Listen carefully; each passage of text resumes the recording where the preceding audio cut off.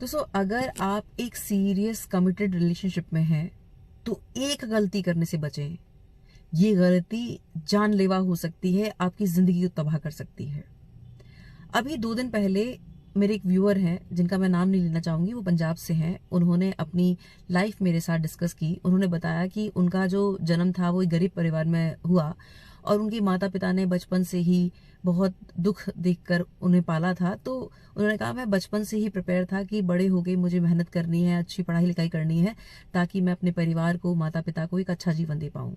और मैं कमिटेड था। और उसके बाद मुझे एक अपॉर्चुनिटी मिली ऑस्ट्रेलिया जाने की। पर उन्हीं दिनों मैं अपनी एक जो गर्लफ्रेंड थी उसके साथ सीरियस कमिटेड रिलेशनशिप में आया।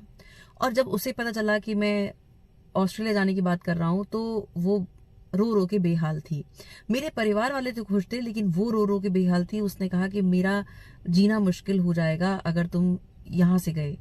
तो मुझे लगा कि यार, मैं ऐसी अपॉर्चुनिटी को कैसे हाँ कर सकता हूँ कि मेरी गर्लफ्रेंड इस तरह से रो रही है, तड़प रही है। तो मैंने ये डिसाइड किया कि अब मुझे ये जो फॉरेन जाने का जो सपना है वो छोड़ना होगा हमेशा के लिए। अब मुझे मेरे ही शहर में मेहनत करनी होगी। मैंने खूब दिन रात मेहनत करी और मैं इस वेटिंग एनर्जी में रहा, क्योंकि उसके 2 बड़ी बहनों की भी शादी होनी थी। वो टोटल 4 बहनें हैं, ये तीसरे नंबर की है, और 2 बड़ी बहनों की शादी होनी थी। अब ऐसे करते करते करते 10-11 साल का समय निकल गया और अभी 2023 नवंबर को उसकी शादी हो गई। उसके पेरेंट्स ने एक एनआरआई उसके लिए चूज किया और मुझे ये कह के मना कर दिया गया कि तुम्हारा ऐसा सच उतना अच्छा नहीं हो पाया और मेरे पेरेंट्स मेरा भविष्य देख रहे हैं और उन्होंने क्लियर कहा है कि भाई ये लड़का बेटर है क्योंकि वो इकलौता है और एनआरआई है वो लड़का। शादी हो गई नवंबर में 2023 को और तब से मैं डिप्रेशन में हूँ। मैं पागल हुआ जा रहा हूँ, मैं खुद को संभाल नहीं पा रहा हूँ। मेरा हेल्थ चौपट हो रही है, मेरी बिजनेस चौपट हो रहा है। मैं क्या करूं? दोस्तों, जब मैंने ये सारी चीजें सुनी ना तो मुझे एक एक कहानी याद आई। वैसे आप लोगों ने देखा होगा कि मैं हमेशा रियलिस्टिक जो आसपास जो घटित होता है मैं उससे ही सीखती हूँ, वही शेयर करती हूँ। लेकिन एक कहानी थी जो मैंने बहुत साल पहले सीखी थी और उससे मुझे बहुत बड़ा सबक मिला। मैं ये चाहती हूँ कि आप में से एक को भी ये सबक मिल पाया तो मेरा जीवन और मेरा वीडियो बनाना सार्थक होगा। वो कहानी ये थी कि ये काल्पनिक कहानी है, लेकिन इससे बहुत बड़ी सीख मिलती है अगर आप सीरियस रिलेशनशिप में हैं, क्योंकि ये बहुतों की कहानी है। एक चिड़िया थी जिसके बड़े खूबसूरत पंख थे और उसका एक मेल पार्टनर था चिड़ा। वो एक ऑर्डिनरी जैसा चिड़ा होता है उस तरह का था।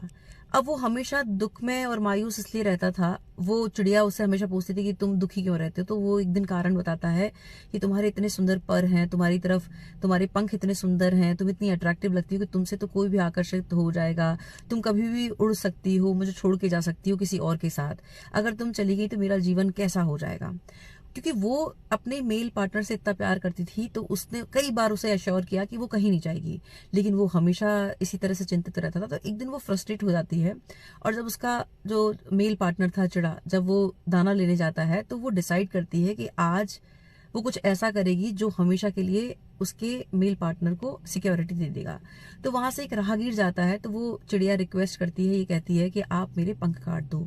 तो वो ये पूछता है कि ऐसा तुम क्यों करना चाहती हो, तुम्हारे तो पंख बड़े सुंदर हैं। तो वो पूरी कहानी बताती है। वो ये कहती है कि मेरा जो मेल पार्टनर है वो बहुत इनसिक्योर रहता है इन पंखों को देखकर और उसे लगता है कि मैं उड़ जाऊंगी, उसे छोड़ के चली जाऊंगी। वो राहगीर भावुक हो जाता है और वो उसको बहुत रिगार्ड करता है और उस चिड़िया के कहे मुताबिक उसके पंख काट देता है। जब पंख काट देता है, चिड़िया लहू लुहान जमीन पे गिर जाती है। जब वो मेल जो पार्टनर था उसका, जब चिड़ा उड़ते हुए आता है तो वो देखता है कि खून वून है, तो वो घबरा जाता है कि ये क्या हुआ। वो पूरी घटना बताते हुए प्यार से कहती है, अब तो तुम खुश हो, मैंने तुम्हारे लिए अपने पंख कटवा लिए। उस समय जो चिड़ा था बहुत भावुक होता है, रोता है और अंदर से खुश होता है कि हाँ, अब मैं जिंदगी भर के लिए सिक्योर हो गया हूं। अब कहानी में ट्विस्ट आता है।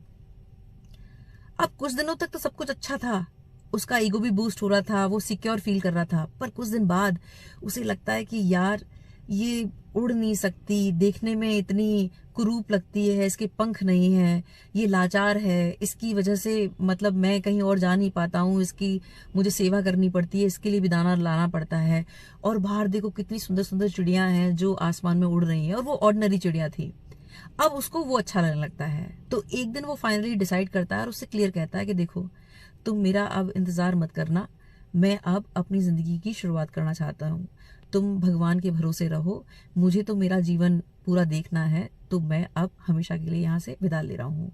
और वो एक चिड़िया के साथ हमेशा के लिए उड़ जाता है और वो इस सदमे को बर्दाश्त नहीं हो कर पाती है और वो अपने चिड़िया प्राण त्याग देती है। दोस्तों यही होता है हम ह्यूमंस की भी लाइफ में। जब हम किसी को शिद्दत से प्यार करते हैं तो हमें लगता है कि जो जो सपने, जो टैलेंट, जो गुण हमें पंख के रूप में भगवान ने दिए हैं, जो हमें आसमान की ऊंचाई नापने के लिए दिए गए थे, जो हमें क्रिएटिविटी के लिए दिए थे, हमें लगता है कि हम ऐसा करके जब हम अपने उस सपने को छोड़ देंगे, अपने उस स्किल पे काम करना छोड़ देंगे, तो हम अपने पार्टनर को सिक्योर रख पाएंगे, हम उन्हें सिक्योरिटी दे पाएंगे और वो हमेशा के लिए हमारे हो जाएंगे। और वही इंसान की बहुत बड़ी गलती होती है। कुछ दिन बाद वही उन्हें बुरा लगने लगता है और उन्हें लगता है कि यार, इस व्यक्ति में तो जो चीज उन्हें इनसिक्योर कर रही थी, आपका जो टैलेंट, आपका हुनर, आपका सपना जो उन्हें इनसिक्योर कर रहा था, अब वही आपको उनसे डिटैच कर देता है, अनअट्रैक्टिव कर देता है, क्योंकि आपने तो वो सपना छोड़ दिया।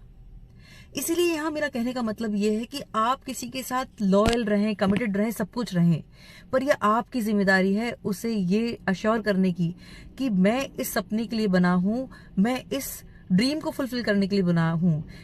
मेरी जिम्मेदारी है तुम्हारे प्रति लॉयल रहना, कमिटेड रहना, लेकिन हमारे रिलेशन के पीछे मैं इस सपने को नहीं छोड़ सकता। जब आप ऐसा करेंगे ना, तब आपका पार्टनर आपकी वैल्यू भी समझेगा और आपके साथ हर तरह से सेक्रीफाइस करने के लिए भी तैयार रहेगा। लेकिन जब आप सब कुछ छोड़कर अपने पंख कटवा लेते हैं, वहीं आप उसकी नजर में किसी लायक नहीं रहते हैं। और यही हुआ हमारे उन व्यूअर्स के साथ। तो यहाँ जब आप लॉयल और कमिटेड हैं तो आप कभी भी अपने आप को ठगा महसूस ना करें। यहाँ आपको सिर्फ अपनी उस लॉयल्टी पर गर्व करने की जरूरत है, ईश्वर की शक्ति के साथ जुड़ने की जरूरत है, क्योंकि आपके भीतर क्या छुपा है वो भगवान से बेहतर कोई नहीं जानता है। इसलिए अपने उस समय को दें।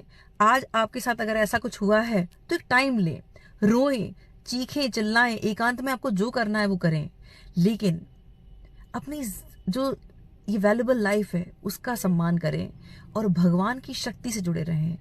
जब आप भगवान की शक्ति से जुड़ेंगे तो वही आपको स्ट्रेंथ देगा और वही आपकी जिंदगी में एक चेंज लाएगा और फिर आप आने वाले समय में भगवान के शुक्रगुजार रहेंगे कि मेरे जीवन में जो हुआ अच्छा हुआ।